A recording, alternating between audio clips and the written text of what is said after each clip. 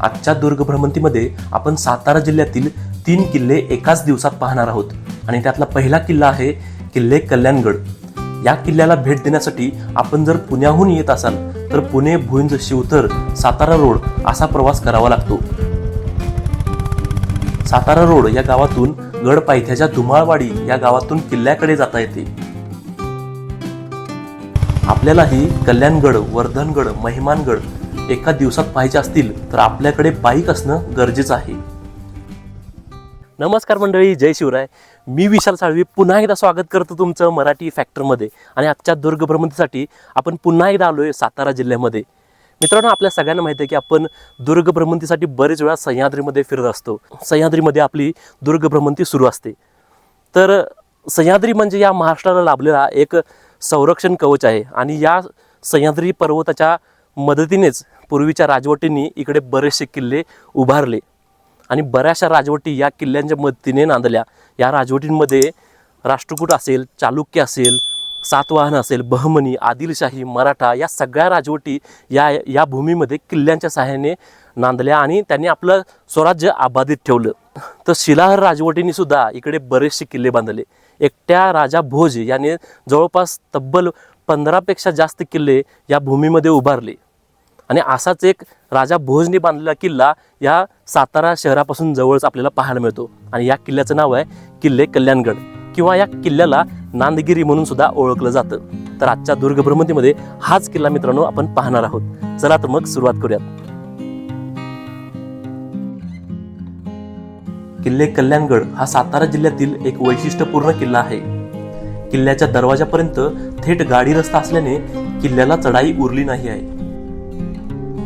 किल्ला बराच उंच आहे, पण किल्ल्यावर येण्यासाठी चांगला गाडी रस्ता असल्यामुळे आपण या किल्ल्याच्या पायऱ्यांपर्यंत येऊ शकतो। त्यामुळे चांगली सोय झालेली आहे इकडं येण्यासाठी आणि आपण आता इथून पाहू शकतो की या किल्ल्याच्या पायऱ्या इथून सुरू होत आहेत। तर चला जाऊन बघूयात। आणि काही पायऱ्या वर चढून आल्यावर आपल्याला समोर किल्ल्याचा पहिला दरवाजा दिसतो।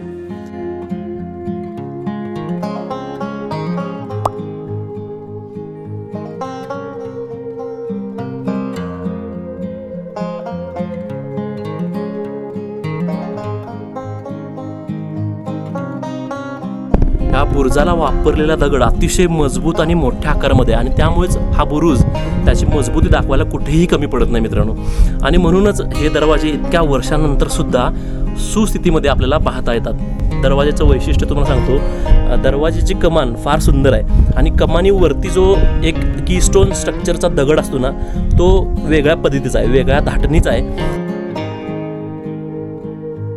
या दरवाजाला एका बाजूला भक्कम असा बुरुज आहे आणि त्याला हे लोखंडी दार लावण्यात आलेलं आहे। हे दार लावलेलं पाहून काहीशी निराशा होते, कारण आपल्याला गड किल्ल्यांवरती वैभवशाली लाकडी दरवाजे बघायला आवडतात, पण इकडे हा लोखंडी दरवाजा आहे। तर काहीशी निराशा होते, इतक्या सुंदर दरवाजाला आपल्याला हे लोखंडी दार बघायला मिळतं आणि त्यातल्या त्यात या किल्ल्याचं विद्रुपीकरण करण्याचं काम आपण अजून केलेलंच आहे। ते काय आपण सोडत नाही। माझ्या मागे तुम्ही बघत असाल बरीचशी नावं या दरवाजावरती लिहिलेली आहेत। तर आपण सुद्धा कुठे कमी नाही आहे। जे चांगलं आहे ते आपण चांगलं ठेवत नाही आहे, त्याला विद्रूप करण्याचं काम आपल्याकडनं सातत्याने होतं आहे। तर माझी कळकळीची विनंती आहे मित्रांनो, गड किल्ल्यांवरती अशी नावं लिहू नका। या गोष्टी करून त्याचं विद्रुपीकरण मित्रांनो करू नका, कळकळीची विनंती आहे। तर मित्रांनो, दरवाज्यातून आत आल्यानंतर एक वाट आपल्याला किल्ल्यावरती घेऊन जाते आणि डाव्या हाताची वाट जी आहे ती आपल्याला एका प्राचीन गुफेकडे घेऊन जाते आणि त्या गुफेमध्ये बरीचशी मंदिरं आहेत आणि ही गुफा या किल्ल्याचं प्रमुख वैशिष्ट्य आहे। सकाळची वेळ आहे, तर ऊन होण्याच्या अगोदर मी किल्ला पहिल्यांदा बघून घेतो आणि नंतर किल्ल्याचं वैशिष्ट्य असणाऱ्या त्या प्राचीन गुफेकडे जातो। तर पहिल्यांदा आपण किल्ला बघूयात आणि मग त्या गुफेकडे जाऊयात।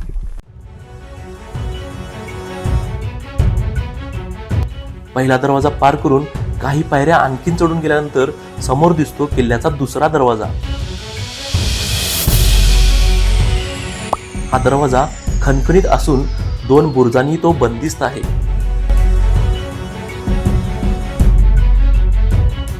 काहीच पायऱ्या चढून आल्यानंतर आपल्याला किल्ल्याचा दुसरा प्रवेशद्वार पाहता येतो. माझ्या मागे तुम्ही पाहताय हा किल्ल्याचा दुसरा प्रवेशद्वार आहे आणि अगदी भक्कम स्थितीमध्ये आहे. दोन्ही बुरुजांच्या मध्ये बंदिस्त असा हा दरवाजा आपल्याला पाहता येतोय. पण पुन्हा एकदा माझा भ्रमनिरास इथे झालेला आहे. काहीसा नाराज मी झालो आहे, कारण या दरवाजाला सुद्धा लोखंडी दरवाजा बसवण्यात आलेला आहे. लोखंडी दरवाजाऐवजी जर लाकडी वैभवशाली जर दरवाजा तिकडे बसवला तर या दरवाजाची शोभा आणखीन वाढेल आणि बघणाऱ्याला ते खूप छान वाटेल. 2 दरवाजे आहेत आपल्याकडे, तर दोन्हीकडे जर लाकडी दरवाजे बसवण्यात आले तर खूप छान होईल.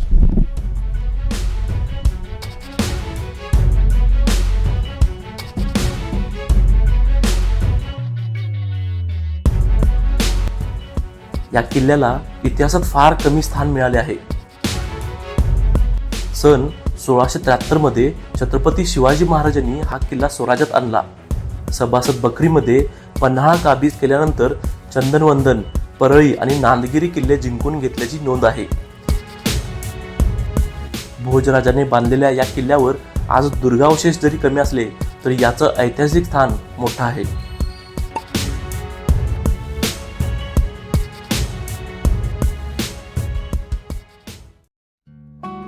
दुसरा दरवाजा पार करून पुढे आल्यावर उजव्या हाताला एक मारुती मंदिर आपल्याला पाहता येतं. हा चप्पेटदार मारुती आकर्षक आहे.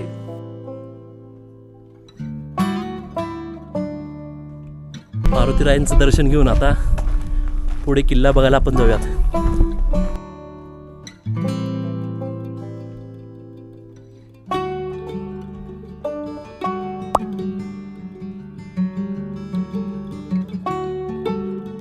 मित्रांनो, 10च मिनिटात आपण किल्ल्याच्या गडमाथ्यावरती पोहोचतो आणि गडमाथ्यावरती आपल्याला कल्याणस्वामी महाराजांची एक समाधी पाहायला मिळते. त्याच्याच बाजूला एक तलावसुद्धा पाहायला मिळतो आणि या समाधीमुळेच, या कल्याणस्वामींच्यामुळेच कदाचित या किल्ल्याला कल्याणगड असं नाव पडलं असावं. तलावाच्या बाजूला असणाऱ्या देवडीमध्ये एक मूर्ती आहे. इथे जवळच गोरखनाथांचं छोटंसं मंदिर आहे.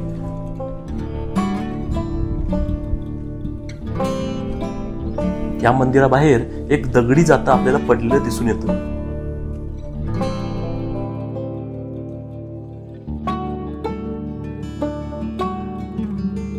गडाच्या माथ्यावरून दिसणारा हा पवनचक्कीचा नजारा आपल्याला क्षणभर खिळवून ठेवतो.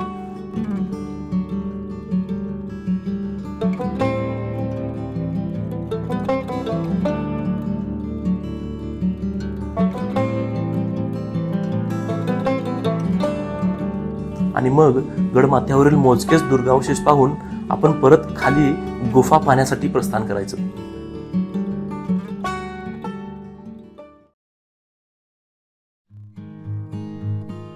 गुफेकडे जाणाऱ्या मार्गावर एक शेड उभारला आहे. याच मार्गावर शिवमंदिर आहे. मंदिराबाहेर एक नंदी असून मंदिरात एक छोटीशी शिवपिंड आहे.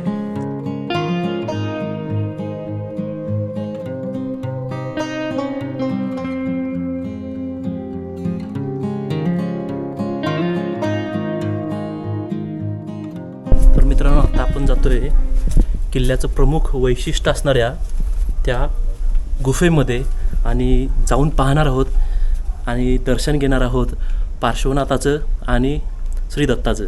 चला तर मग. गडाच्या सरळसोट कातळ कड्यांमध्ये ही गुफा आहे आणि गुफेकडे जाण्यासाठी पायऱ्या आहेत.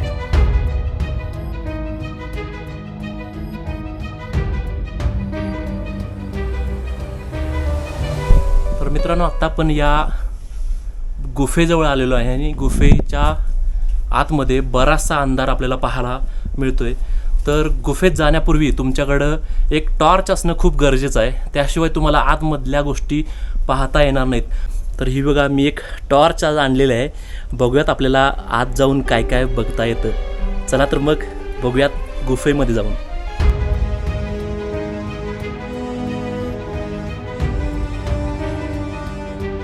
गुफेमध्ये बराच अंधार असल्याने टॉर्चच्या मदतीने आपल्याला मार्ग शोधावा लागतो. ही गुफा थंडगार पाण्याने भरलेली असून त्यातूनच मंदिराकडे जाण्यासाठी मार्ग बनवला आहे.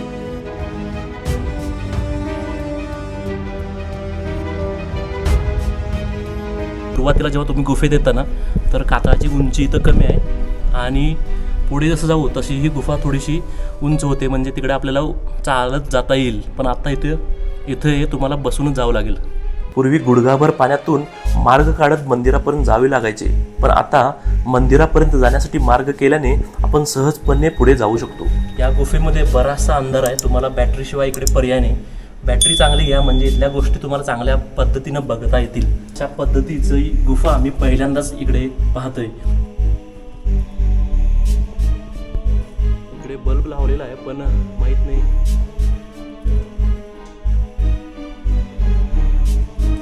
जवळपास 30-40 फूट आत आल्यानंतर आपल्याला भगवान पार्श्वनाथांची मूर्ती पाहायला मिळते.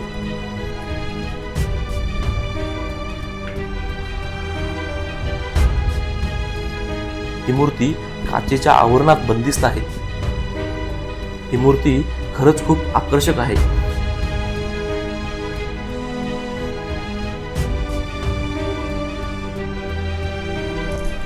इकडे अन्नपूर्णा देवीची मूर्ती आपल्याला पाहता येते आणि या बाजूला श्री गुरुदत्तांची मूर्ती इकडे आपण पाहू शकतो.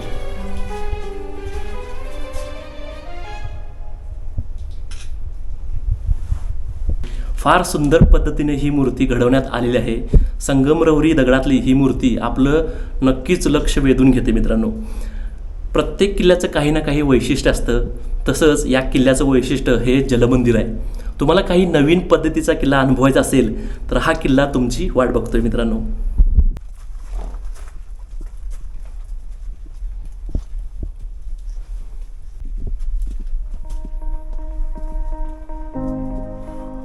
या जलमंदिराच्या आवारात आपल्याला किल्ल्याची भक्कम तटबंदी पाहता येते. 3 ते 4 फूट रुंदीची भक्कम अशी तटबंदी इकडे आपण पाहू शकतो. तटबंदीमध्ये जंग्या जागोजागी दिलेल्या आहेत, जेणेकरून या जंग्यांचा उपयोग तोफा किंवा बंदुका चालवण्यासाठी होत असेल त्यावेळी. आणि या फांजीवरून फिरत फिरत आपण या जर कातळाकडे आलो तर एक चपेटदान मारुती आपल्याला कोरलेला पाहायला मिळतो. हे बघा.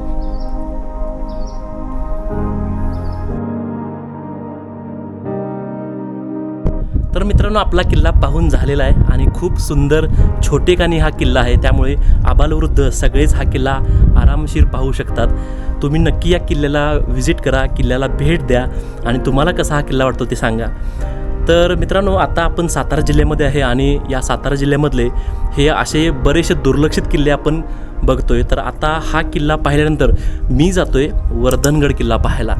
तर चला मित्रांनो आजच्यापुरतं एवढंच, या एपिसोडमध्ये एवढंच असं म्हणेन मी. भेटूया पुन्हा एकदा नवीन एका व्हिडिओमध्ये, नवीन एका एपिसोडमध्ये. तोपर्यंत जय महाराष्ट्र, जय शिवराय. भेटूया वर्धनगडावर.